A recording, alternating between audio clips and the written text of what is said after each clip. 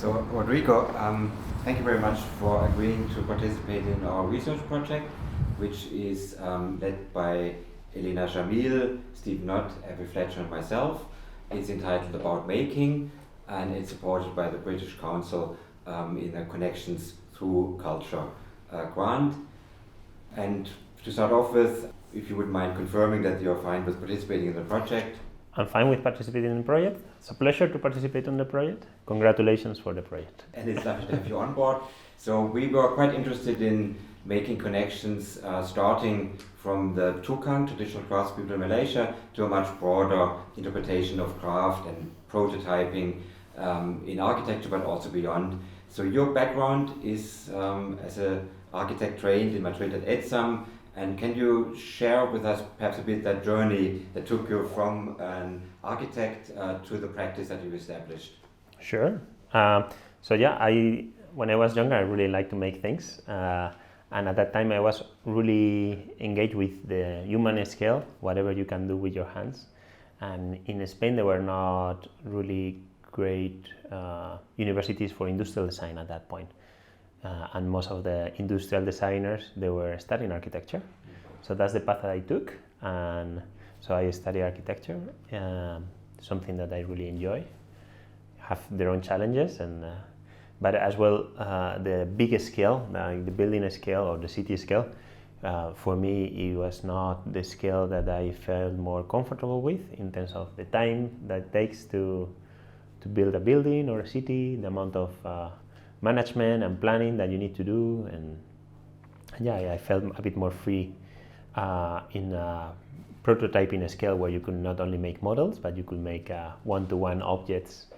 And from there, I was able to go to Chile to study their product design, and then to Sweden, to Umeå, to study there as well product design. And then I end up as well in Royal College of Art and Imperial College of London, where I study a master called Innovation Design Engineering, to work as well on a bit more different, I suppose, similar problems on how to improve people's lives, but with different scales and different tools. So perhaps when you came to London, that might have been a point when you started to work with your partner with disciplines, across many disciplines now. So can you maybe just tell us a little bit about which disciplines you're collaborating with and how that got started? Yeah, when I came to London, there's a lot of multidisciplinary around the city and around the universities, and that's really powerful. I started to work with Pierre Paslier, who was a packaging engineer working in L'Oréal, making a lot of plastic bottles. And from there, we had been working quite a lot with chemists, with universities at the beginning, with the Imperial College Chemistry Department, with engineers to make machines, with entrepreneurs to try to find business opportunities and to make sure it's a business and we can make money. And we have biologists now, and there's a bit of anthropology in terms of how people understand the product as well. And we have a lot of design at the core of what we do, basically.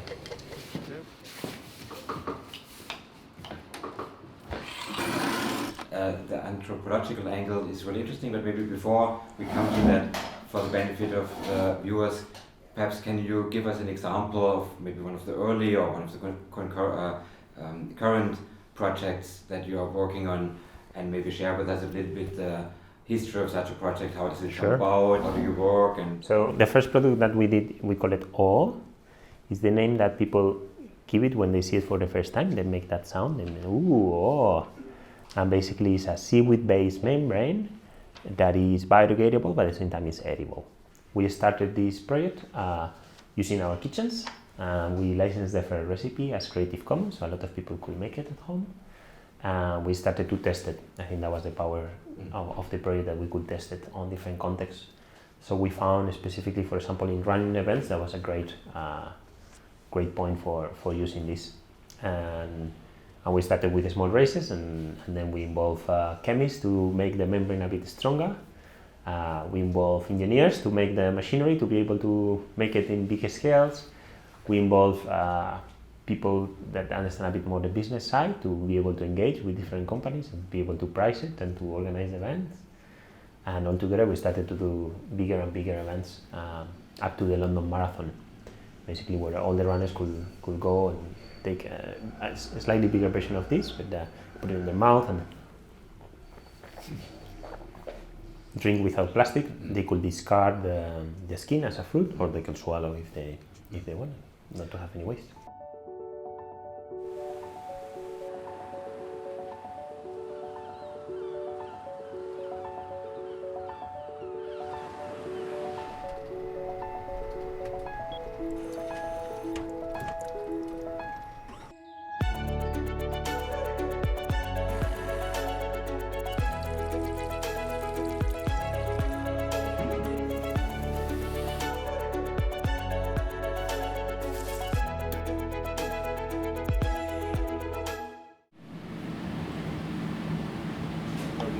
Where we work, we have a team of engineers, a team of designers, a team of production people, a team of chemists, and a team of physicists.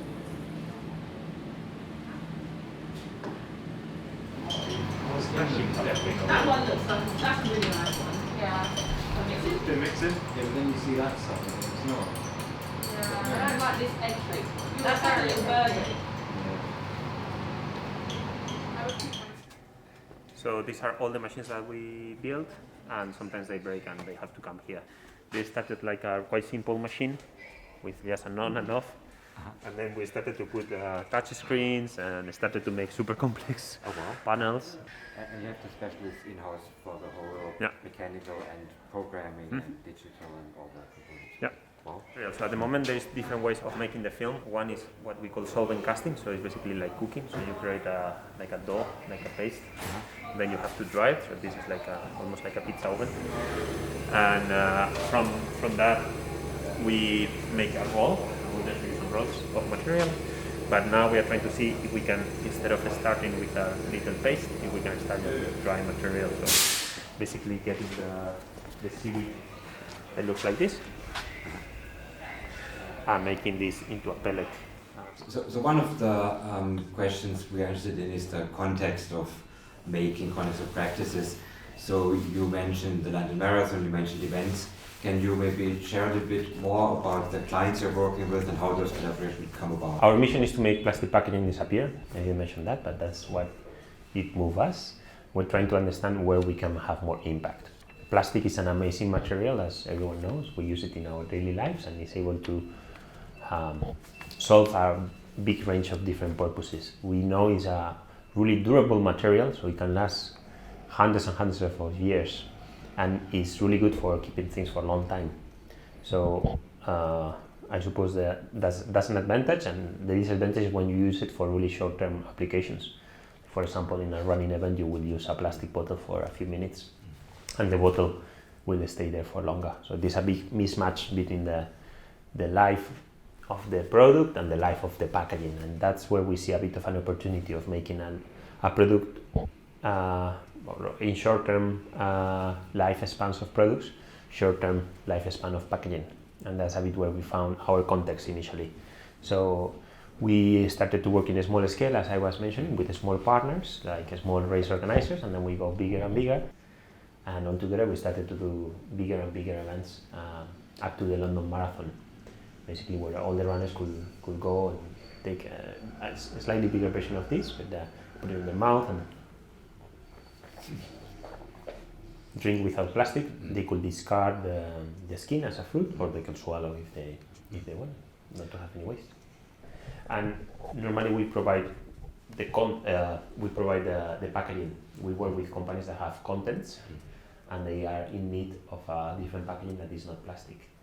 And in that case, we collaborated with Lucozade to provide things. Then we started to do ketchup, and we started to work with Just Eat, the delivery platform, to deliver ketchup without plastic.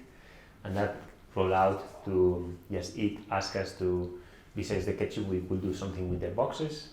And that's where we started to work quite a lot with making coatings for boxes, so applying our seaweed material into cardboard packaging and distribute it through Just Eat, and that kind of like continue rolling. So we work normally with small and big companies in different type of scales and different type of contexts and products. most of them on food and food service. We're starting to work quite a lot now with cosmetic companies, and some a bit more left field companies. Now we're working with a toy company, for example, or a fashion company, to try to understand what type of plastic needs they have and how we can replace those. So that's a wide range actually of social situations, very intimate or more public situations.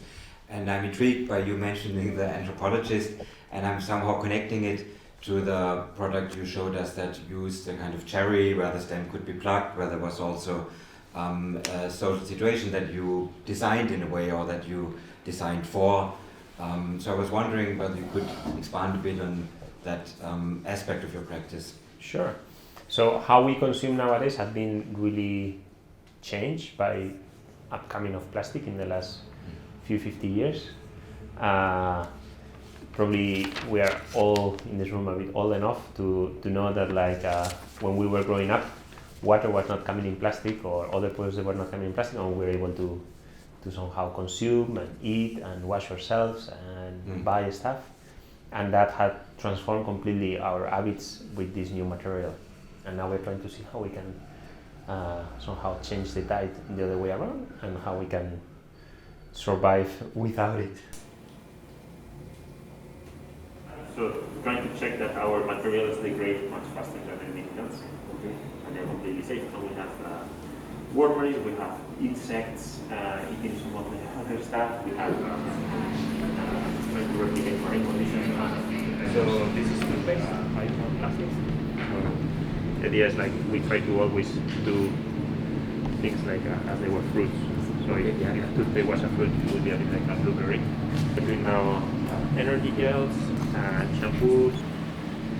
The thing was quite successful of the product is that you could do it in your kitchen. So we started in a small kitchen in our flats.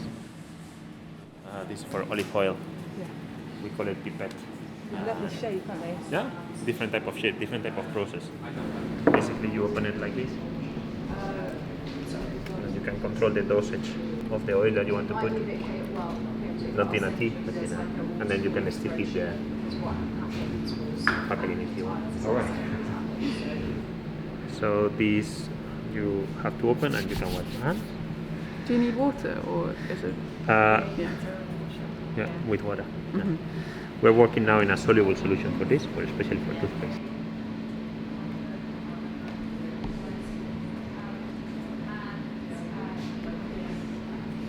We can do a lot of different types of sachets. This has fibers of citrus inside. The idea is that you can solubilize the full thing. This is hot chocolate, I think. Oh wow. We're doing a lot of now seaweed paper. So the seaweed that we use, 80% is fiber, and the 20% is an hydrocolloid that we can make into films or into ojos or into coatings, and the rest we are starting to make our own paper out of it. So we use it for different things. Make your own paper as in producing it here on site? No, we work with a paper mill to make it for us. But setting up the process and Setting up the designing process, for them. Okay. And it's a paper that it has less tree, if that makes sense, into the paper. So it's much more efficient because some of the seaweed can go up to 2 meters per day. So some of these solutions are in the past, and most of our inspiration came from nature and how nature is designed to deliver products in a really efficient way. And we always come back to this analogy of imagine how nature delivers water through a coconut. How amazing that's it, that you have a coconut that contains water, and it's not only that the packaging is biodegradable, it's that it's a coconut that a new coconut tree could grow from that coconut. So it's such an amazing piece of nature. Imagine you could do that with a plastic bottle. If you throw a plastic bottle, and a plastic bottle tree would grow. And coming back to anthropology in terms of how we have been drinking water from fountains to how now we have to pay sometimes to get that essential element for life, and how we can change that back to something that is more natural. And there's quite a lot of concepts involved on that in terms of how you drink it, perceptions of safety or quality, hygiene. So there's quite a lot of that, and we are always quite on the side of nature and trying to understand how we could build a product, for example, if you don't want to touch it, or how you could eat it without having to touch, for example. So it really depends. On finding those analogies are really helpful for us. So since at the core of our project there is an interest in traditional Malaysian craft in the tukang, and you've mentioned inspiration from nature, but you've also mentioned inspiration from traditions, or maybe also cultural traditions, particular local traditions. So could you maybe expand a bit also on the cultural influence or the precedents, the references, the cultural reference for your products, also for your thinking? Sure. Yes, for example, coming back to the how we drink, culturally my grandpa is not from Malaysia, he's from Spain, but he drinks out of this ceramic vessel called potijo. It's such a wonderful piece of traditional design or object. It cools down the water if you put it outside because the walls evaporate the water, and that makes energy coming out, and it takes energy from the inside of the liquid, which cools down the water automatically without any electricity or any energy. A lot of people can drink from it because you don't touch the vessel, so you just drink it like this, and it can last for many years and many uses. So it's something that we have stopped using, and we know that it was working before, so why should not be working now? My other grandpa was used to drink not too much water, but a lot of wine. And he was drinking wine out of a bota de vino, that is this type of vessel that is made with leather. It's flexible, so he was carrying it everywhere. And the same story, you don't need to touch it, you drink it like this. You can pass it around the room, and no one kind of like touch the vessel to drink. So yeah, I don't know too much about Malaysian cultural context and traditions, but I'm pretty sure they will need water, and they will have drinking water for many centuries in a quite sustainable way, using quite a lot of local materials, instead of, I don't know what is the situation at the moment with Malaysia in terms of like transporting liquids, but I'm pretty sure they get some pellets from Middle East, move into maybe Poland to create a proform of a plastic bottle that then is shipped into maybe somewhere in Southeast Asia, where they blow a bottle, then they get some water from somewhere else, and they get transported to Malaysia. So it's something that is a bit anti-nature and anti-local context in terms of how we are producing now certain goods of our lives. And yet it's interesting to reflect on this life of that product and life cycle. And your products would have a very different kind of life to them, a different way of production, but maybe also a different way of consumption. So I was wondering whether we could maybe take a selected product and explain a little bit how it would be produced, where the materials would come from, just to illustrate the difference in the paradigm and the way that your products would be working. Yes, for example, for Ojo, we can go later and see the machines. We have not seen it yet, but the idea is that the machine is small enough so you can produce on site or quite close to consumer. So for example, for a running event, you don't need to move the product, you just move a machine and you can produce on site. So it's a bit this idea of local manufacturing apply for different type of context. No one in a smaller scale can make plastic blowing, for example. I don't know if you have visited a factory of how to make plastic bottles, or a small business can now own their packaging. They don't have the power of making packaging. So it's an interesting idea for us to see how we can empower small businesses or individuals to make packaging. So that's a bit where we come from. We take seaweed from as close as we can in terms of coastal regions. So most of the seaweed that we use, or the seaweed that we use in this product, it comes from the north of France. There's quite a lot of seaweed in UK as well, but there's not such a big industry as in other countries around us. And we take that seaweed, we extract some of the hydrocolloids that is in that plant, we blend it into a dough, quite thick paste, and then we basically create a skin with that dough and fill it at the same time. It's a process that doesn't use heat, and we can make a product like this at the end of it.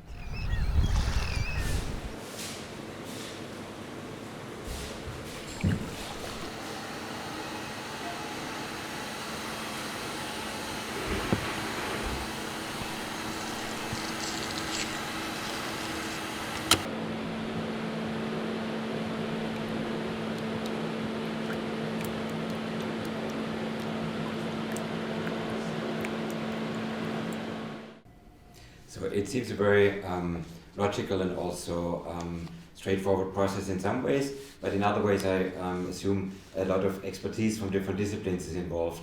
So perhaps we could come a bit back more to focus on what changes in a practice once you work in such a broad range of disciplines and also in such a innovative context, as opposed to architecture, where the roles of specialists, structural engineers would be much more defined and would could rely on a existing framework, and I suppose that you might be reinventing some of those roles as you're working in teams.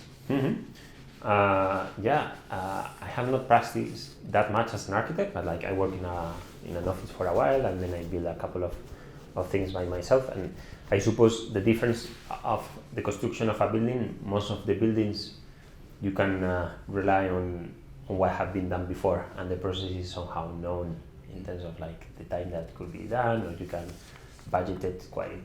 And most of the buildings, they have a lot of chances of success, right, of being built and not fall down, because it would be a disaster if they do. What we do, there's a lot of risk and a lot of uncertainty, and what we are trying to make, most of the cases have been done before. It's quite risky in certain things, and it requires a lot of points of view, and it's different to talk with a chemist and to talk with an engineer. And we use design and sprints and a bit of an agile methodology in order to be able to incorporate all these disciplines into different projects and to try to work together. There are quite a lot of different approaches and timings. We work a lot with chemists who have been finishing PhDs, and they got asked one question and they take 4 years to answer that question. So when we start to work with them, it was quite painful for us, because we were saying, can you try this material and this material, and I can come this afternoon to check if these materials work. And they were like, wow, wait, we have to first make the test to test that the test that we're going to do is going to be scientific, and then we can start test it, and it's going to take us, it was the first project that we did with Imperial College. This is going to take us, I think, 6 months for postdocs to test the test. And we're like, no, we cannot wait 6 months to test the test. You just need to tell me this afternoon if these materials somehow are. So we are not too interested. Sometimes maybe that's as well one of our weaknesses, but we see as well as a strength into get really small improvements. So we are not looking at a number with 5 decimals. We are looking at quite revolutionary changes in terms of material properties, for example. So things that can contain water, or they get solubilized quite quickly. So it's a different way of working with trial and error, and a bit more empirical in that way of testing. And in overcoming those difficulties in finding ways to communicate, would you say that making plays an integrative role, something that everybody can somehow come together? Yeah, that's exactly what I was saying. Like the product is the king, and the prototyping is the king in a way, and everything has to revolve around that. So you have to make, test. Testing could mean different things, but like could mean selling that product and see what people will pay for it. It could mean putting in outside and see how it biodegrades. It could mean putting in afterlife composting conditions and see how it works. So for that, or that's what we consider a bit making, is making something that we can test basically. And that could be a material, but it could be a prototype, could be a graphic on a box, it could be different type of closure for a box, it could be different flavors on the skin, it could be different type of pinches for the product to have different type of shapes. So, and all the disciplines combined contribute towards that making. So the chemists and the material scientists on the material point of view, the engineers normally on the process point of view, machinery development, graphic design have quite a lot of impact as well sometimes in what we do or how we communicate that, or communication team. Design try to put everything together into a product proposition, and the business development team try to see what type of context, or a bit more than trying to sell, is a bit more the anthropology work that we were mentioning, of trying to solve a problem that a company or a society or a group of people have, that where plastic is not the best solution at the moment. And it's very interesting to have your practice in the context of the interviews with makers and architects makers in Southeast Asia and in the UK, because one might argue that in architecture every building is a prototype, and perhaps the learning is incremental from one prototype to another, but there never really is a production except when you go to industrial processes, which perhaps is also one of the key points about craft. Is that something that competes with industry? Is it something that somehow might coexist or might be integrated with industry? So I'm wondering, since you are prototyping in your in the spaces we are in, but you're also producing packaging in some projects at least. So I was wondering about your thoughts about that relationship between prototyping and making. Do you see them as very separate? Would you like to do more making or more prototyping?